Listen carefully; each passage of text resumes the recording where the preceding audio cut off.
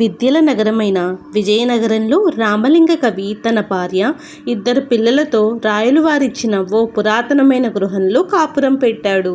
రాజాధిరాజు తలుచుకుంటే సౌకర్యాలకు కొదవ ఏముంటుంది? ఇంటి నిండా పప్పులు, బియ్యాలు, పట్టు వస్త్రాలు. అంగడికి పోయి ఏమైనా కొనుగోలు చేయాలి అనుకుంటే అందుకు 10ంతల ధనం సమకూర్చబడింది. తన కొత్త జీవితానికి తనే ఎంతో మురిసిపోతూ ఇంటి అరుగు మీద కూర్చున్నాడు రామలింగ కవి.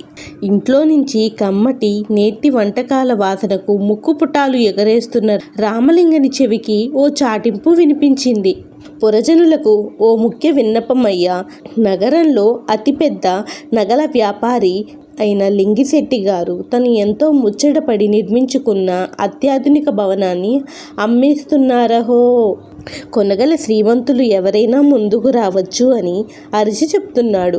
రామలింగ కవి ఆ చాటింపు వేసేవాడిని పిలిచి ఆరా తీసి విషయం తెలుసుకున్నాడు.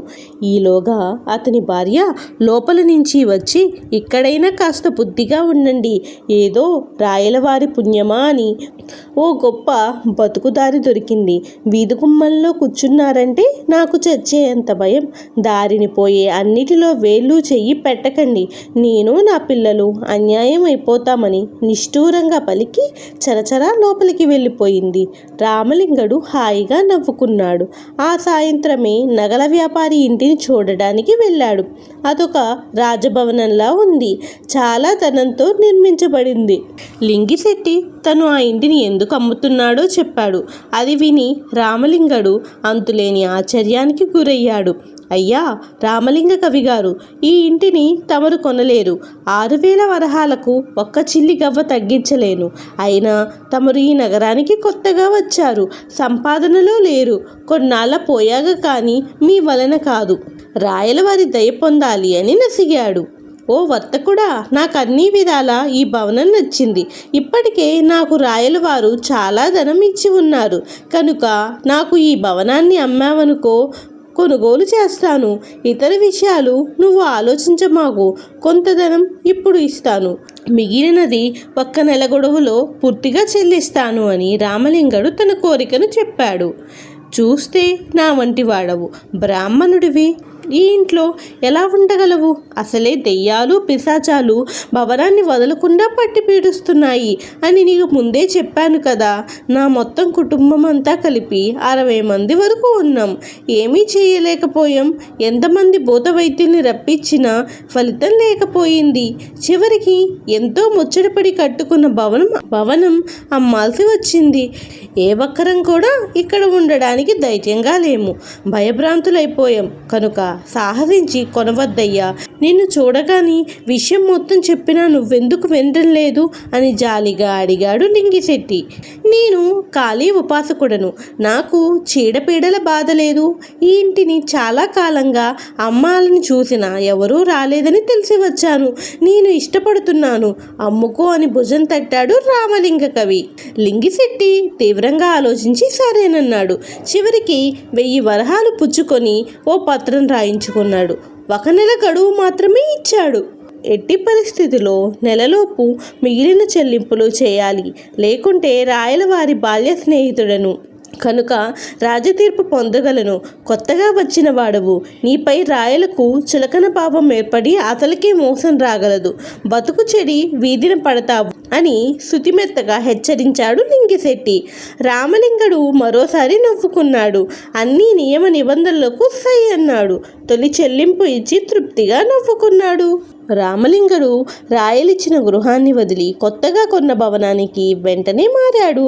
ఈ విషయం రాయబారుల ద్వారా విన్న రాయలు ఒకంత ఆశ్చర్యపడినా తనకు మాట మాత్రంగా ఆయన చెప్పకుండా ఇంత తొందరగా సొంత నిర్ణయాలు ఎందుకు తీసుకున్నాడు అని ఆలోచించాడు. తనకు చెప్పి ఉంటే కొనిపెట్టేవాణ్ణి కదా అని పరిపరి విధాలుగా ఆలోచించాడు. ఆ తర్వాత కూడా ఏ రోజు చెప్పనే లేదు.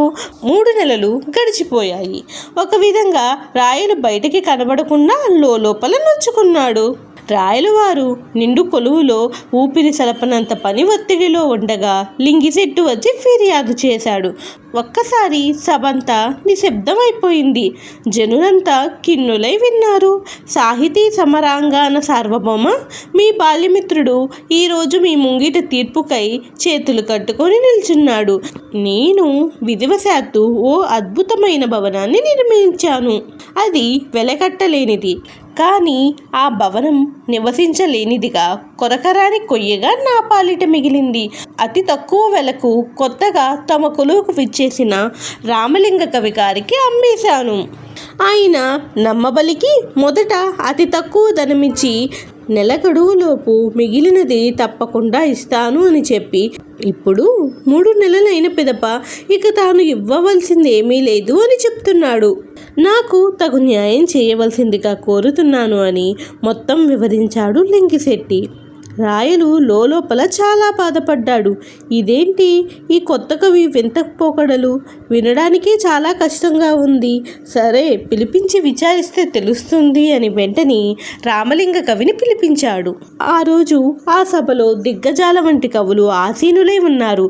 సభకు విచ్చేసిన రామలింగ కవి సభకు, రాయలవారికి, ప్రముఖులకు నమస్కరించి, రాయలవారితో సభకు తక్షణం పిలిపించడానికి కారణమేమిటి?